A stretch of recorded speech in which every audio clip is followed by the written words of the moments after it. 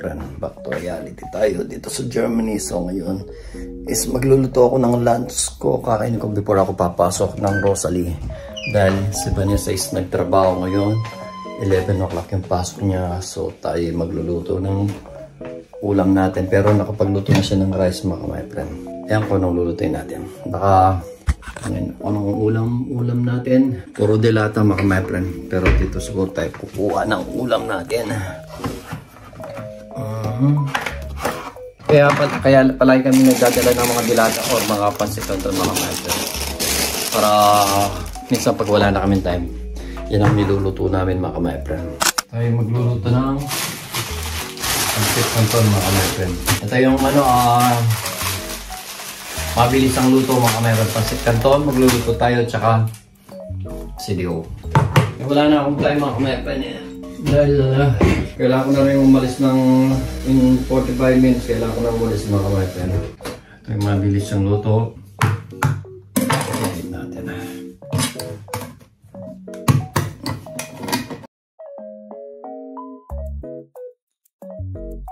Then ganun lang mga friend. Then ganito lang ako my friend. Diba? Imbis na mga my friend. Itong pasok na ito, lulutuin na rin natin. Wait lang natin mga Basta buhay pa siya mga. Of course, meron siyang gawin muna natin luncheon meat.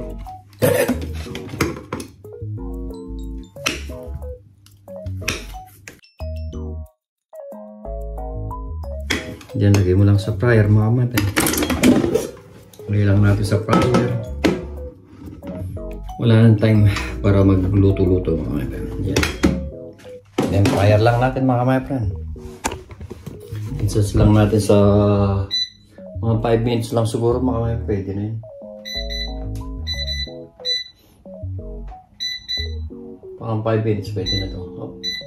Yan. Yan. Sige na rin ako nito.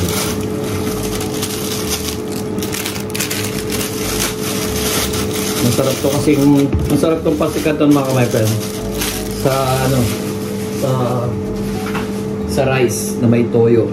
And then wait lang natin mga kumulo at huwag nating i-overcook dahil pag ang pasikaton mga my friends overcook, hindi siya masarap. Habang hinihintay natin kung kailangan na natin i-ready. Ready na natin yung mga medyo siya mga my friend, manghang siya. Chili mansito mga my friend. Buti na lang late akong pinapasok ngayon. Back to routine. Back to Germany vlog tayo mga my friend.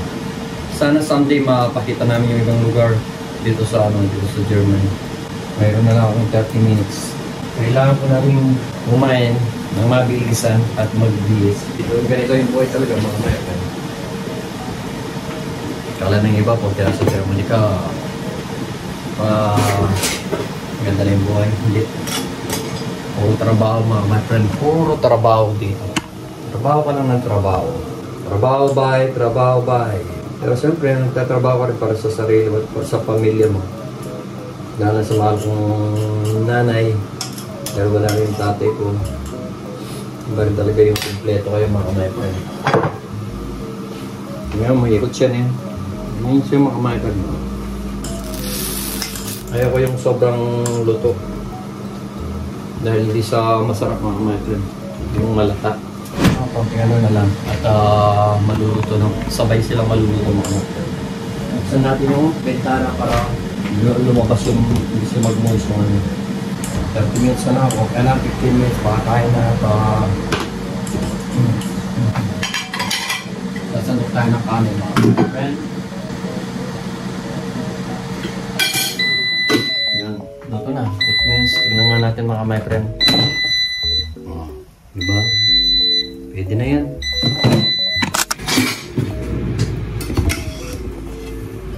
Ito yung mabilis ang luto. Or kung gusto mo pang mas mabilis mga my friend, sardinas. Marami naman tayong sardinas eh. Pero this time gusto kong nagkikrave ako, gusto ko kasi Canton na kamay. Diba? Masarap pa to mga friend.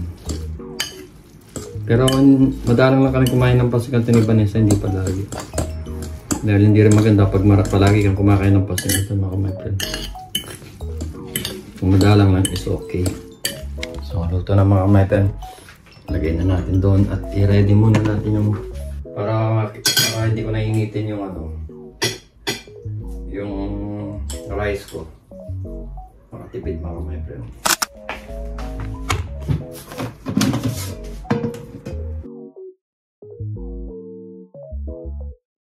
30 minutes mo tayo, kailangan natin kumain.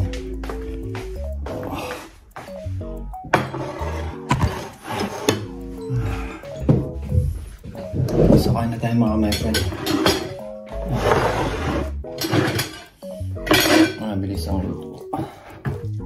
Diba? Ilang minuto lang naman mga friend. Ilang minuto lang, makakain ka na. O, diba? May time pa ako.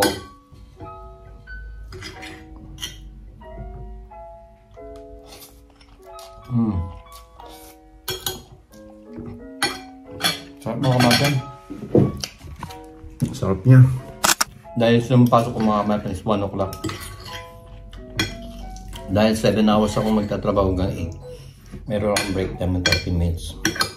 Hindi ko alam kung anong oras ako mag-break time. Siyempre. Ibig sabihin ng mga kapatid. Dito sa dyan may pag-iya yung mga nakalagay na it means mura.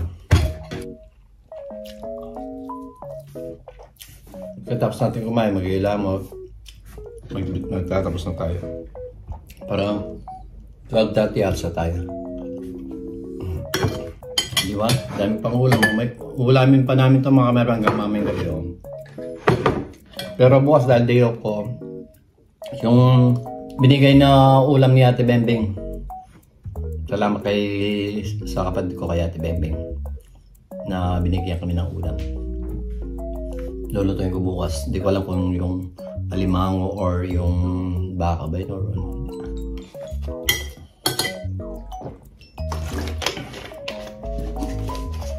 So ngayon, thank you so much God sa pagkain at Papa Jesus. At ngayon, mag-ilamos na naman tayo mga friend. Tara. But before that pala, magliligpit muna tayo. And then, okay, muna lang sa microwave. So, para mamaya, buksan na lang ni Bane yung, mamaya kakain na lang si Bane. At mag-ugas na lang ng plato si Bane. Let's go.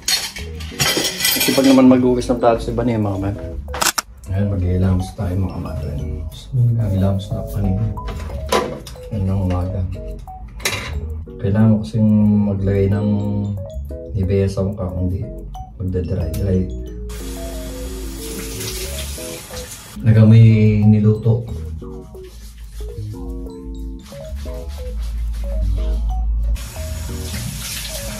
Mainit.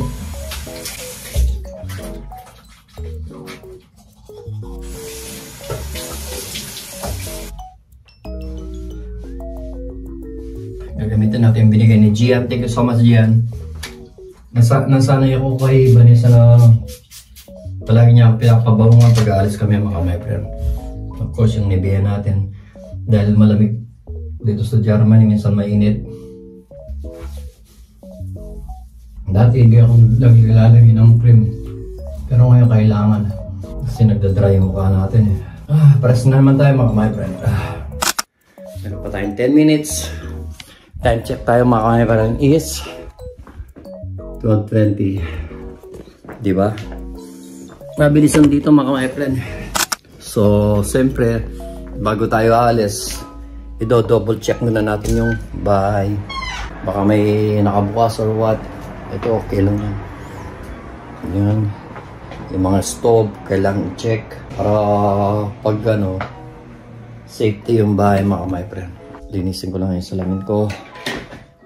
Dahil, kailangan ko magsalamin ngayon mga kamay kasi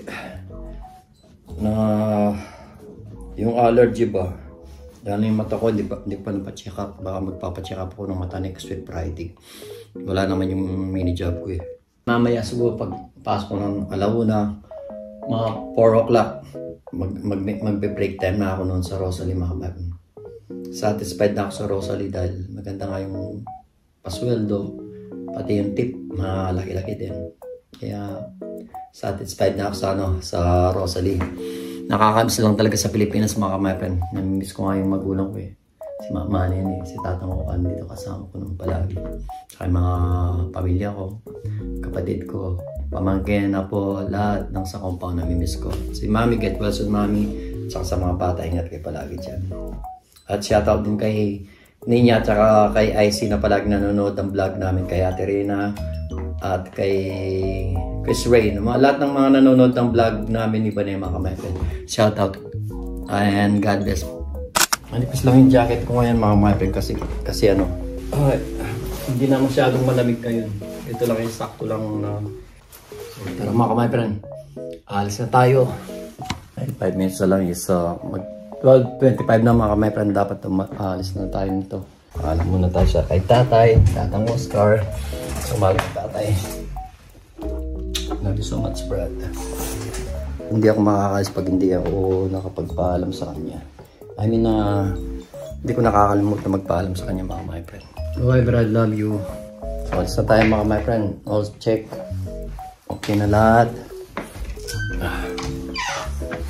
Ilang beses akong bumabalik-balik, mga my friend. Baka may makalimutan kasi ako eh. Like yung tubig.